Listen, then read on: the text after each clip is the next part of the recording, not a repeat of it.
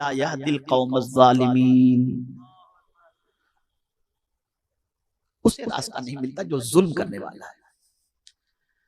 जुल्म करने वाले को रास्ता नहीं मिलता। और इस किताब की शान है कि दोनों चीजें हैं, युदिल्लु बिही कसीरा व यहदी बिही कसीरा। बहुत से लोग इस किताब के जरिए मंजिले मकसूद को हासिल कर लेंगे और बहुत से लोग इस किताब की वजह से गुमराह हो जाएंगे। किताब का कसूर नहीं, किताब का तर्जमा गलत करके, मानी गलत करके, किताब पर न चल करके वो रास्ता भटक जाएंगे। अगर तवज्जो चाहूंगा अपनी तरफ से नहीं, आपको आईना दिखा रहा हूं, हम खुद भी देख लें अपना आईना, आईने में अपनी कैफियत। अगर हम कुरान पर नहीं चलते तो कहीं ना कहीं हमारी जिंदगी में जुल्म मौजूद है। अगर हमें कुरान पर चलने का जज्बा नहीं मिलता तो कहीं ना कहीं हमारे अंदर गुनाह कबीरा का इर्तिकाब का मामला नजर आता है। इसलिए कि अल्लाह ने फरमाया इन्नल्लाह ला युहिब्बुल फासिकीन ला यहदिल फासिकीन, औ कमा क़ाल कि अल्लाह ताला फासिकों को रास्ता नहीं दिखाता। और यहां पर मैं आपको बताऊं फिस्क से मुराद क्या है। फिस्क की 3 किस्में हैं।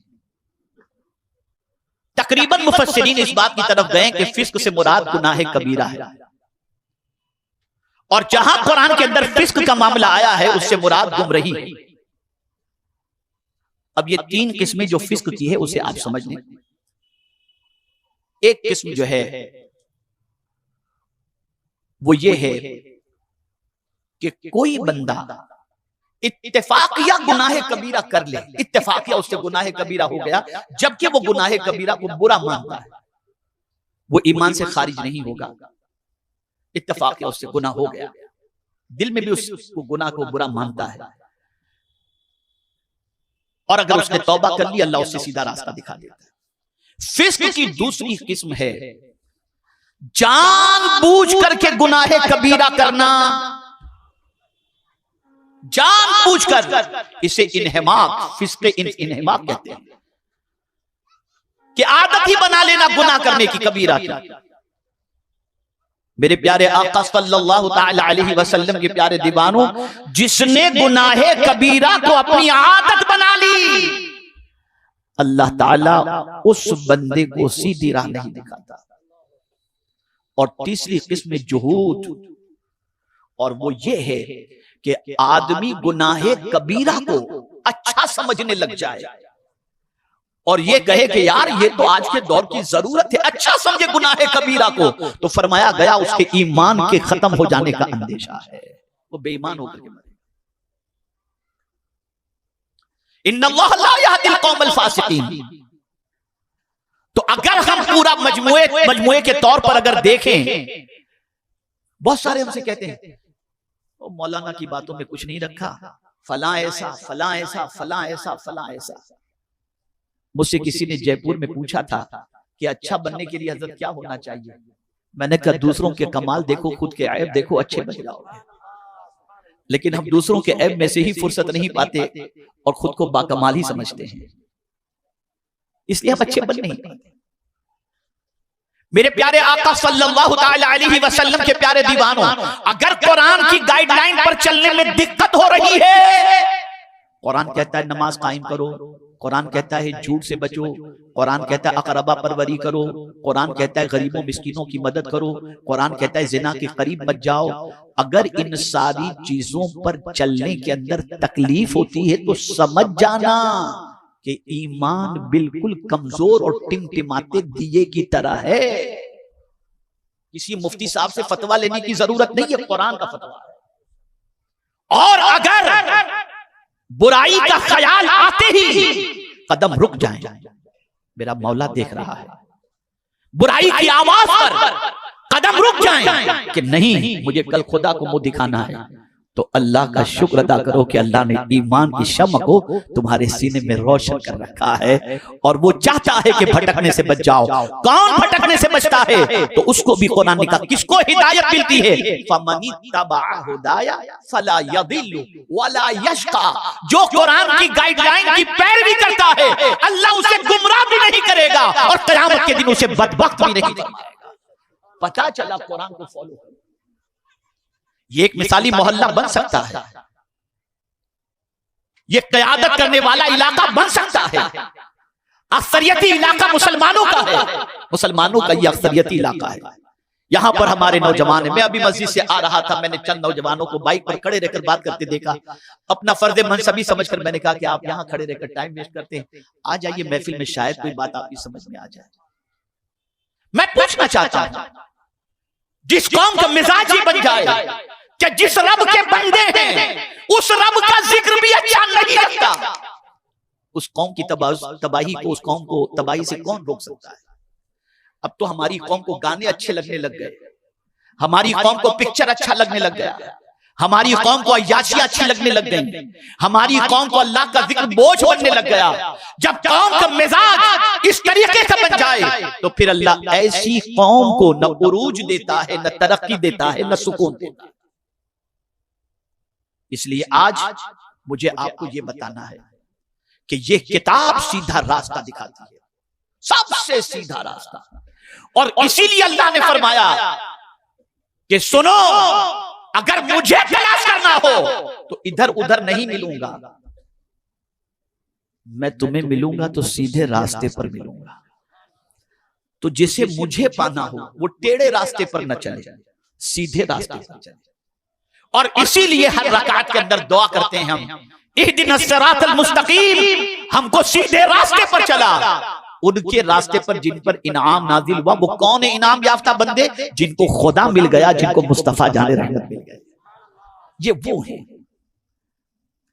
और हुजूर सल्लल्लाहु अलैहि वसल्लम ने फरमाया, ऐ सीधे रास्ते के मुतलाशियों सुनो, व अन्ना हाज़ा सिराती मुस्तकीमन फत्तबिऊ, कि बेशक मेरा ये रास्ता सीधा रास्ता है, इसकी पैरवी करो। और फिर कहने वाले ने कह दिया, तरीके मुस्तफा को छोड़ना है वजह बर्बादी, इसी से कौम हुई है बेइख्तिदार अपनी, हमें करनी है शहंशाह बतहा की रजा जोई। वो अपने हो गए, अल्लाह, वो अपने हो गए तो रहमते परवरदिगार अपने।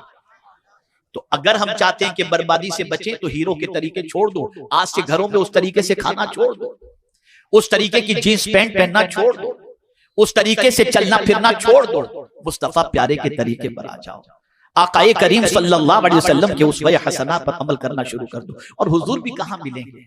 सीधे रास्ते पर। यासीन वल कुरआनिल हकीम इन्नका लमिनल मुरसलीन अला सिरातिन मुस्तकीम। सीधे रास्ते पर चलोगे तो हुजूर भी मिल जाएंगे और खुदा भी मिल जाएगा और जन्नत भी मिल जाएगी। और ये कुरान सीधा रास्ता दिखाने वाली किताब। मत बुरा भला कहो उलमा को, ये बेचारे सीधा रास्ता दिखाते हैं, इन्हें बेवकूफ न समझो दीन पर चलने की बुनियाद पर, ये सीधा रास्ता दिखाते हैं। तो मेरे प्यारे आका सल्लल्लाहु तआला अलैहि वसल्लम के प्यारे दीवानों, ये किताब सीधा रास्ता दिखाने के लिए आई। ये किताब हिदायत की किताब है, इस किताब की पैरवी करो।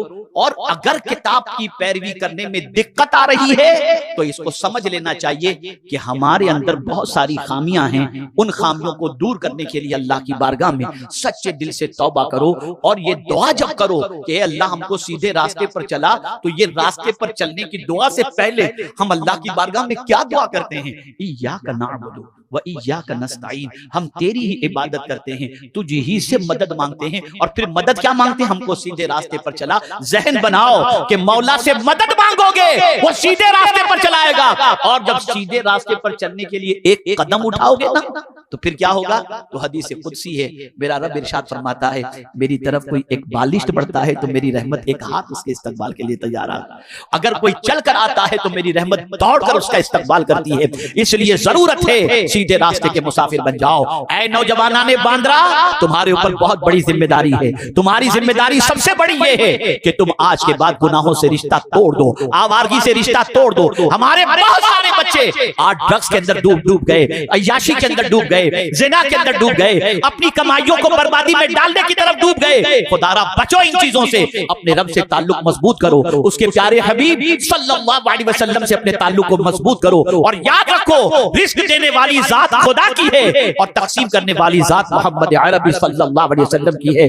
देगा अल्लाह ही, लेकिन मुस्तफा के हाथों से अता फरमाएगा। इसलिए कुरान भी दिया तो डायरेक्ट हमारे घर पर नहीं भेज दिया, अपने महबूब के वास्ते से अता फरमा दिया। इसलिए मेरे प्यारे आका सल्लल्लाहु अलैहि वसल्लम के प्यारे दीवानों, हुजूर से भी ताल्लुक मजबूत करो, अल्लाह अज़्ज़ व जल्ल से भी ताल्लुक मजबूत करो और कुरान की गाइडलाइन को फॉलो करने की कोशिश करो। मैं पूरे यकीन के साथ कहता हूं, सबसे बड़ा कमाल जो अल्लाह इस कुरान पर अमल करने की वजह से अता फरमाएगा वो ये है, फमन तबिअ हुदाया फला खौफुन अलैहिम वला हुम यहज़नून।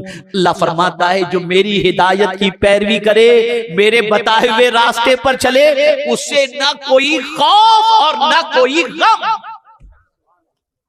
ये कुरान का फरमान।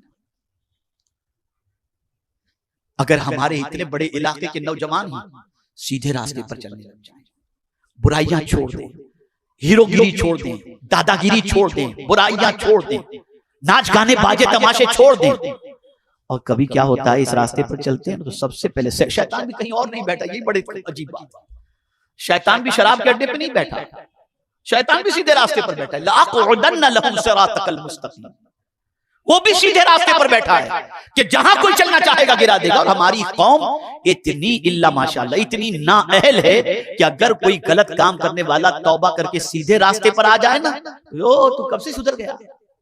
ला हौला वला कुव्वता इल्ला बिल्लाह। उसे सीने से लगाना चाहिए, उससे दुआएं करवानी चाहिए, उससे मोहब्बत करनी चाहिए।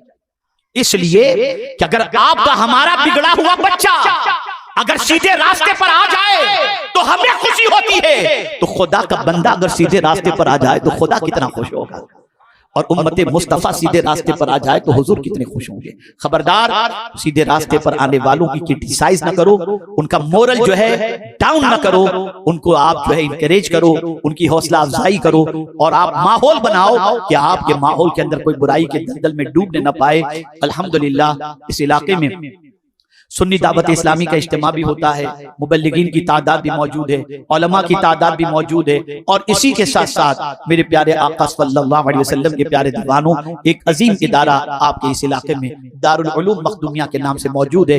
मैं अपने सारे हरी मस्जिद के ट्रस्टी हजरात का मशकूर हूँ और मोहल्ले वालों का मशकूर हूँ जो अल्हम्दुलिल्लाह पूरी ताकत व तवानाई के साथ और मोहब्बत व खुलूस के साथ इस इदारे का ताउन करते हैं और इस इदारे की देखभाल करते हैं। मैं दिल की अता गहराइयों से आज सनद हिफ्ज़ हासिल करने वाले तलबा, उनके वालिदैन, उनके असातिज़ा और साथ ही साथ जुमला मुआविनीन और ट्रस्टी हजरात को हदिया तबरीक पेश करता हूँ। अल्लाह ताला सबकी खिदमत जलीला को अपनी बारगाह में कबूल फरमाए और परवरदिगार हम सबको कुरान के डायरेक्शन को फॉलो करने की तौफीक नसीब फरमाए। हर किसी का तर्जमा न पढ़ना है तो कंजुल ईमान